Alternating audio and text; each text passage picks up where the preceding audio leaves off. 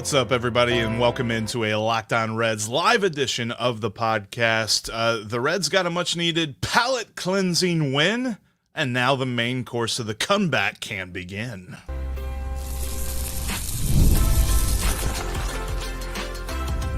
You are Locked On Reds, your daily Cincinnati Reds podcast, part of the Locked On Podcast Network, your team every day.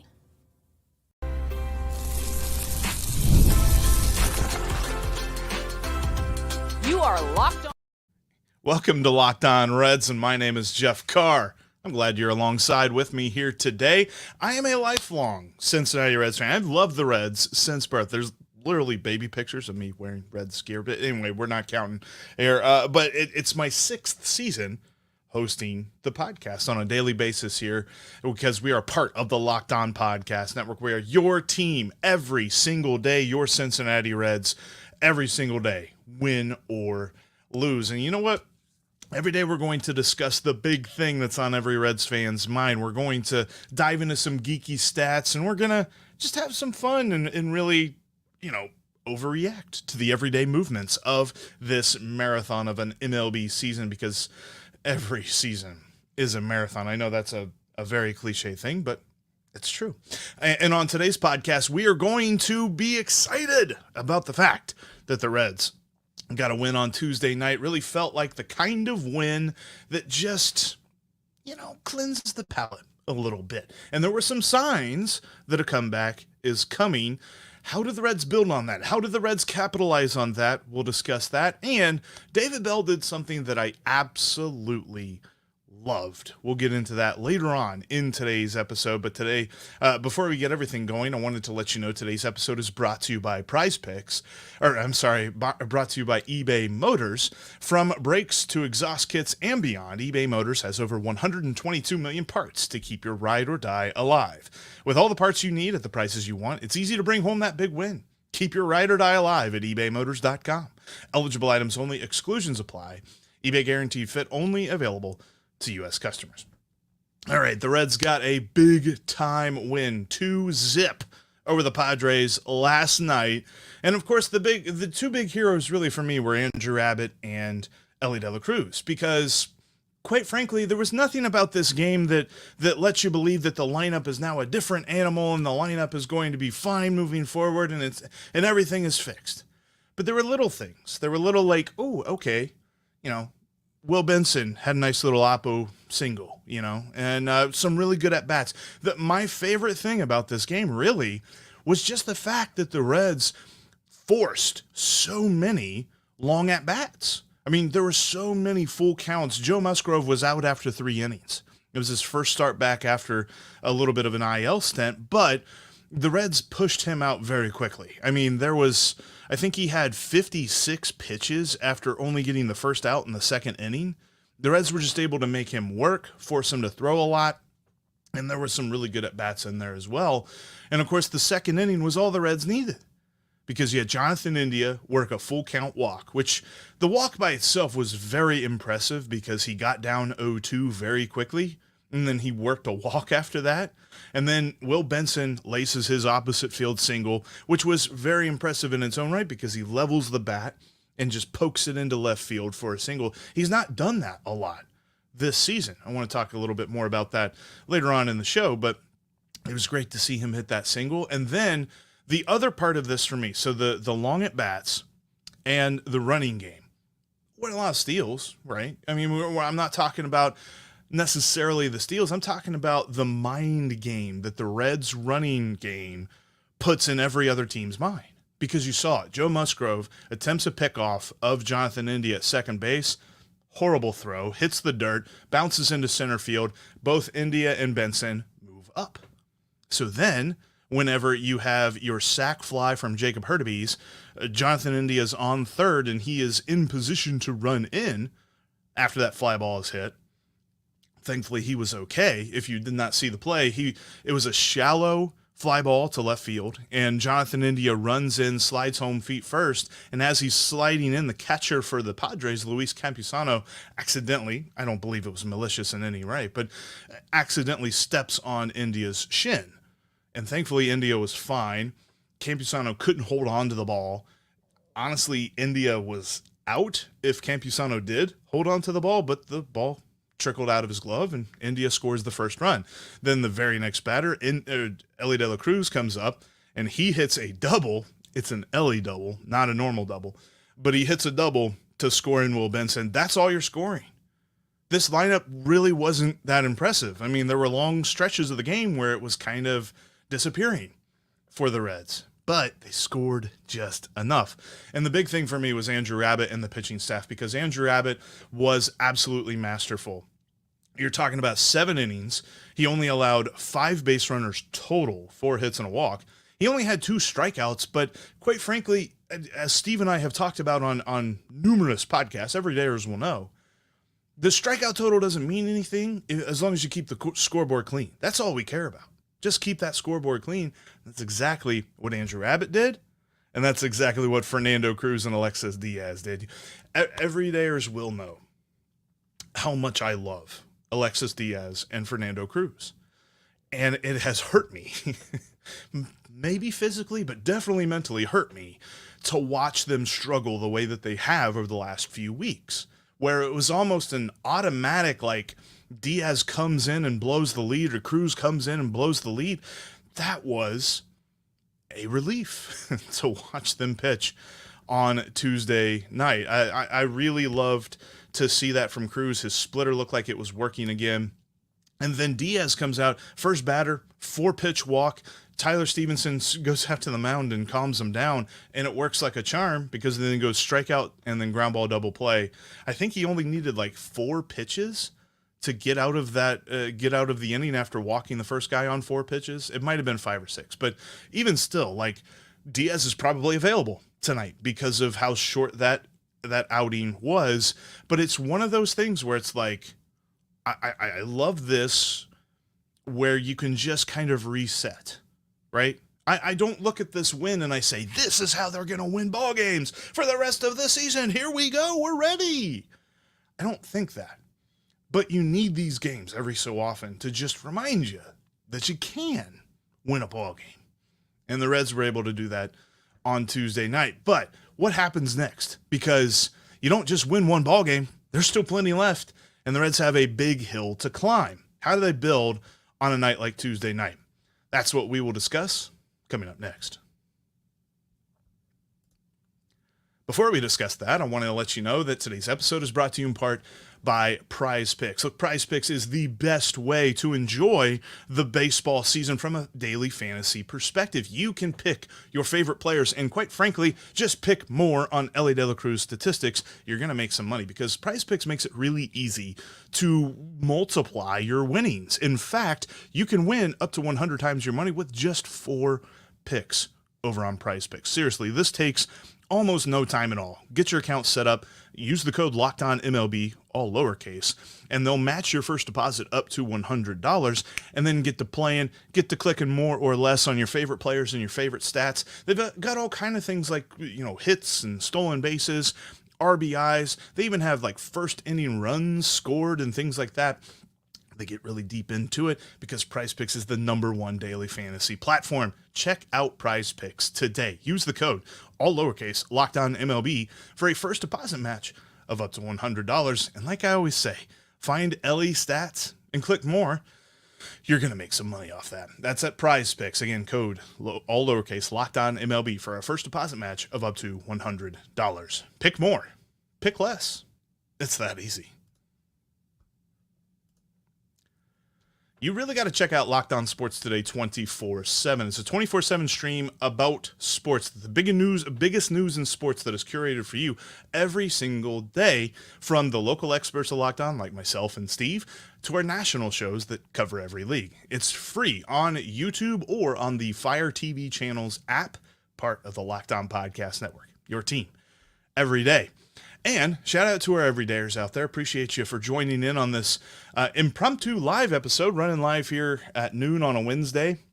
A little bit of schedule kerfuffle between Steve and myself. Steve's working, not able to jump on with me. And last night, there was just a lot going on. So I was like, let's do a live show. Let's have some fun. And I appreciate everybody out in the comments. Josh, man, really agree with you, man. That felt so good. I'm sick of losing.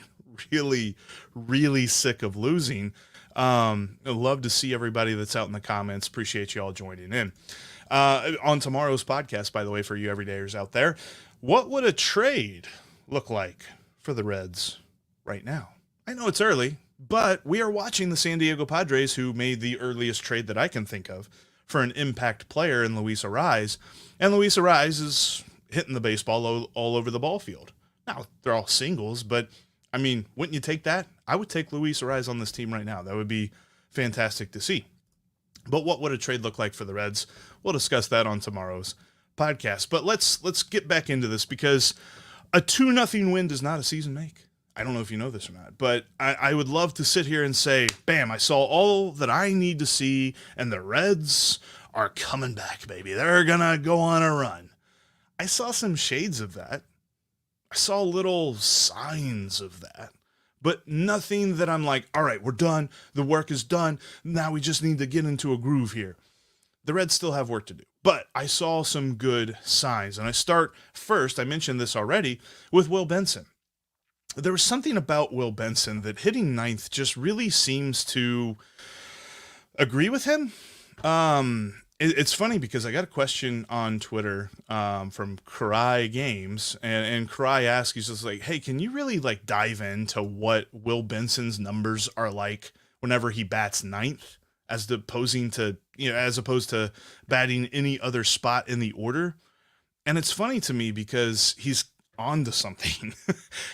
When you look at WIll Benson, and really his career is interesting because he's hit ninth more. So let's look at this season specifically. Whenever WIll Benson is hitting out of the number 9 spot, and we always joke, we're just like, oh, he's the best number 9 hitter in baseball. As of this season, he has actually only hit there a few times this year. So when you expand that out to his career, WIll Benson just mashes. In the 9th spot, he hits 260 with a slugging percentage of 459. We're talking about the kind of guy that I wouldn't say they're all-star, but they're maybe all-star adjacent numbers.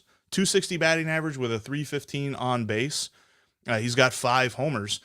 It's interesting because if you look at all of the other spots that he bats, it's still not actually showing out to be his best. I mean, when he bats 8th, he bats pretty well, slugs 450, gets on base a little bit more. I don't think that there is a correlation between where a guy hits in the order and how good he plays. Now, the take on WIll Benson has been, well, he's putting too much pressure on himself when he's hitting leadoff, and that could possibly be the case. But I don't look at him as a long-term leadoff guy. He was leading off out of necessity. Because when you looked at who was left on this roster who was healthy, you're like, man, I mean, if Elly's not leading off, who is? And WIll Benson would have been one of those answers. So that is kind of why you see that strategy employed a little bit. I thought it was interesting that Jacob Hurtubise let off last night, but it wasn't that big of a deal. In fact, he worked a walk and had that sac fly, so kind of worked out okay. But due in large part to just the fact that these guys are professional hitters and have worked all their lives to get to this point, I don't tend to believe that a little thing like where your name is at on a piece of paper determines how good you are on the field. It just seems to be a little bit of a coincidence at this point. I would like to see more of a sample size of him batting like, 6th or 7th or something like that, because I think when this team is healthy and at its best, that is really a good spot for him. I never really thought of him as a top third of the order guy, but I still love, though, kind of going back to what he did on Tuesday night, I loved the at-bat that he had where he got the single. And you still saw it later on in the games. He was able to work a walk as well, got on base twice last night. But the ability to just, take his swing, level the bat, and then poke it into left field, we've not seen that so far this year. It feels like WIll Benson, and part of his struggles, have been the fact that he just seems to try to pull every pitch that he sees, or he at least tries to kill it. And that really doesn't get you that far. Maybe he is coming into a point in this season where he understands you vary things a little bit and you get better results.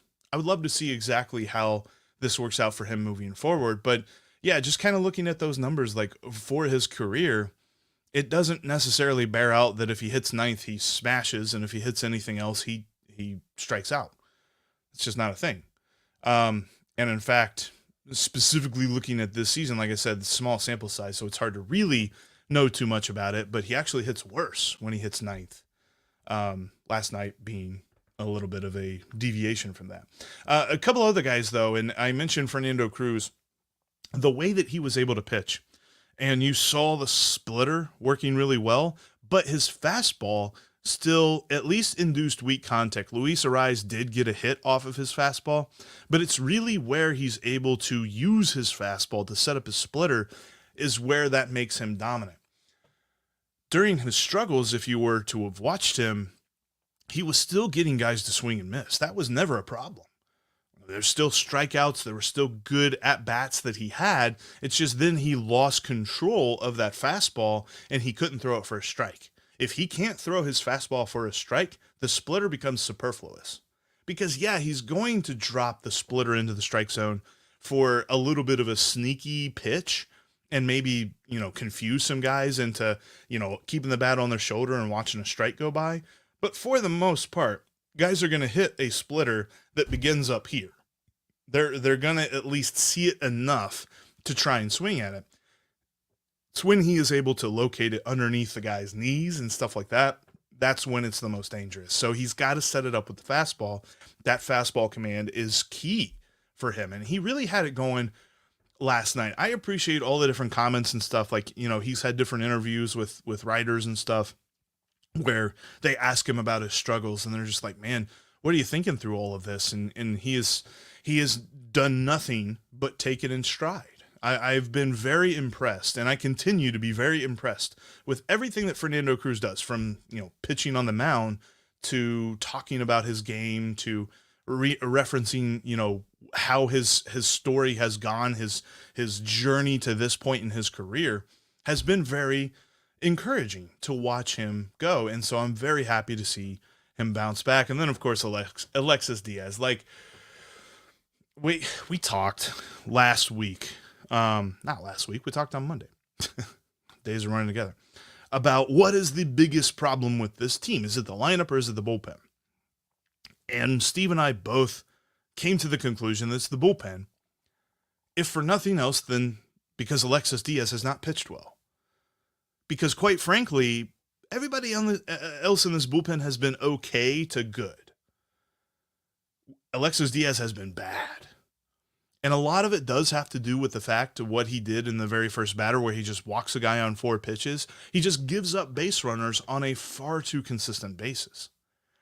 But he also hasn't been able to pitch around those base runners whenever he gives them up. There's not been a case where Alexis Diaz has allowed guys to get on base and then he limits the damage. He allows them to get on base and they come around and score. And that's where the Reds have lost so many games. This bullpen goes as he goes. He leads them to the point that if he is not doing it right, everybody else moves up. Everybody else has to take a more pressurized role. And I don't necessarily know that all of them will respond as well to that. I mean, we've seen already this year, there's some guys who are just purposely pitched in low leverage situations. Looking at Buck Farmer. Buck Farmer comes in when the score is out of reach. Either way, the Reds are way ahead or the Reds are way behind. So if you're moving him up into a role where now he's got to pitch a high leverage situation and it's just kind of like, snap of the finger, that's now your role. That's kind of a tough thing. So when Alexis Diaz gets right, this entire bullpen follows suit. And if the bullpen's right and they can follow along with the starting pitching staff that once again gets an amazing performance from Andrew Abbott, there's been so many good performances so far this season that have been wasted based on low run support or the bullpen blowing up. If you can change that, at least one of those things, if the lineup can at least score 3, just give me 3. And the pitching staff can pitch like they did on Tuesday. Not saying that they're going to shut everybody out, but if they can continue this good trend of pitching, then we will see this team right the ship and get a comeback going. Last night, David Bell spiked his controller. I was totally in for it. We're going to talk about why coming up next.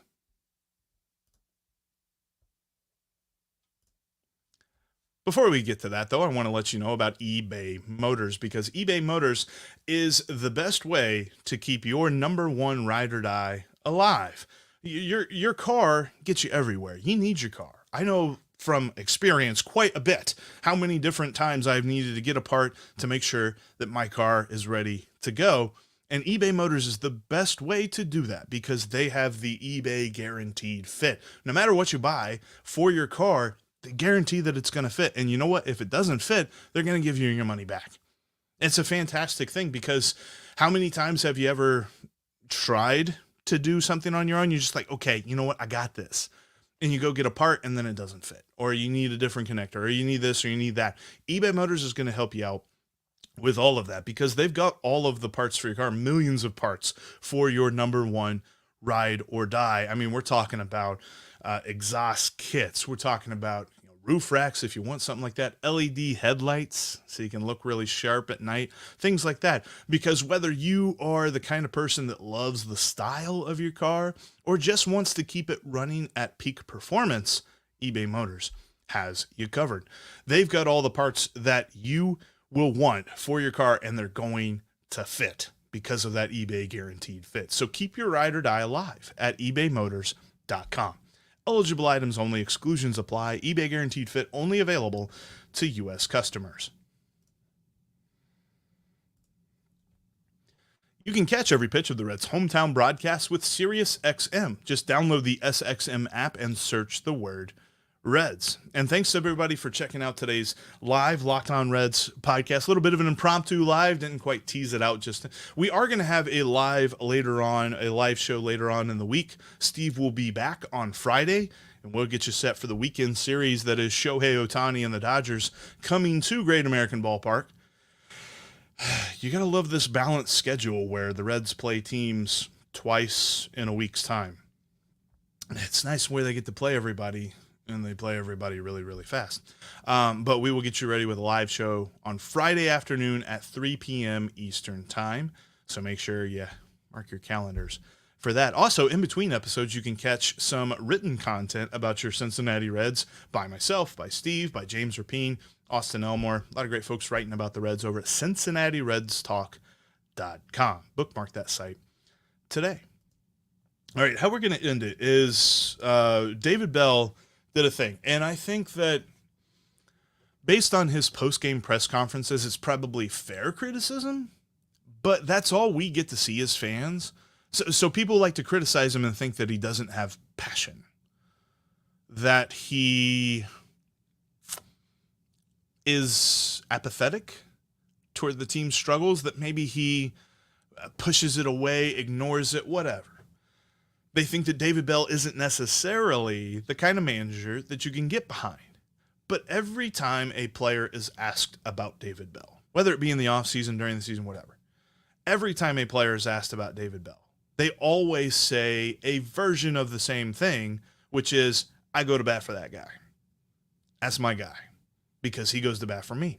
And he showed us on Tuesday night. And it wasn't because he got in an umpire's face and he started yelling. It wasn't because Clint Hurdle came running out of the opposing dugout and he tried to fight him, although that was fun, a couple of years ago. But he did a thing where in the first inning, Jake Fraley got hit by a pitch on the hand. Tell me if you've heard that before. Yeah, feels like everybody on the Reds lineup has had this problem. Thankfully, if you watch the replay, it really does hit like the padding that covers his hand. And the x-rays were negative. He doesn't have any broken bones or anything like that. So I can say like, okay, it looked like it hit his padding and the results bear that out.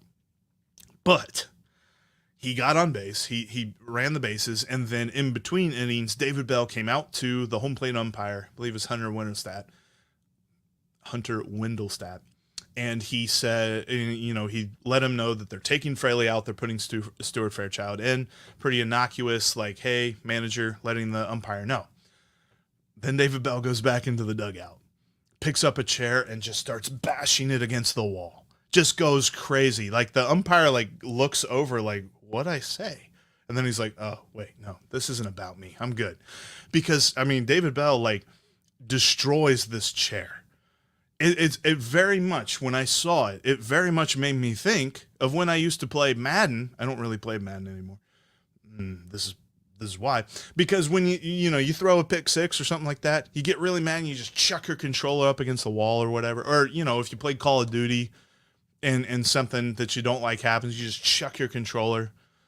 That's what he did. And I love it. I'm here for every bit of it. Because that was him showing how much he cares about his players. And he confirmed that whenever he was asked about it after the game. Yeah. We've had a lot of guys hit. We've had a lot of guys hit in the hand. And that's where that came from. I just don't like to see our guys get hit. I don't like it messes with their career. Not so much about the game, which it does affect the game. Affects our team, but mostly it affects these individuals that are trying to stay healthy and stay on the field. So it wasn't directed at any team or any pitcher or anything like that. It's just it was all about just we've had a lot. It's happened a lot. I've never seen anything like it. So at some point, enough's enough. There's not a whole lot I can do. So yeah.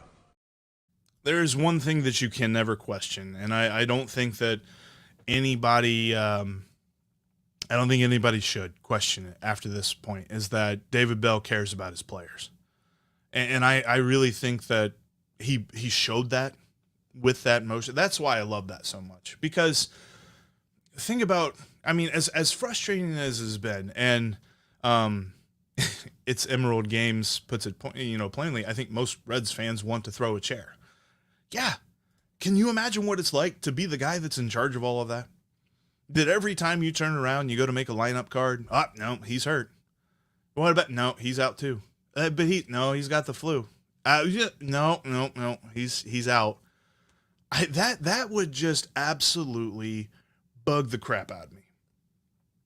And he showed it for once because, all we get, and even in that clip that I just played, all we get is this Bill Belichick press conference like mentality that he had. Well, we're going out there and competing. We're close. We're all tired of that, right? I'm tired of that. You're tired of that.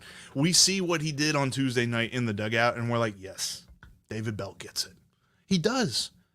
And I love to see that from him. I think that has so many different meanings for us as fans, but for his players as well. His players understand, like, he's not just trying to brush this off.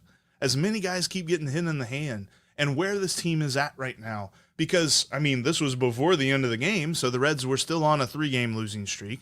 The Reds had still lost as many as they have. They were on a 7-game home losing streak before they won last night. So many things had to have boiled up to the top for David Bell to do what he did.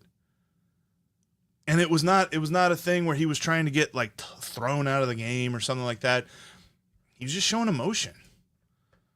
And I'm here for it because I love exactly everything that David Bell showed on that.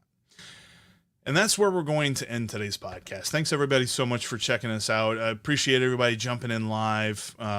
Charlie, appreciate you saying go Reds. I know you had a little bit of a typo there. And a bunch of different folks. Can't get to all of you in the comments section, but you guys have been great.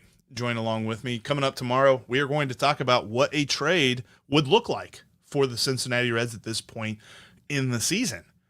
And that's for everybody on tomorrow's podcast. If you're not an everydayer, make sure that you become one by subscribing, following the podcast here on YouTube. Make sure that you take us with you on your favorite podcasting app. If you're driving or something, you can't watch a YouTube video, we are on every podcasting app. It's going to be, honestly, it's going to be a great summer because we're going to be with you every single day of the week, whether the Reds win or lose, because we are Locked On Reds every single day.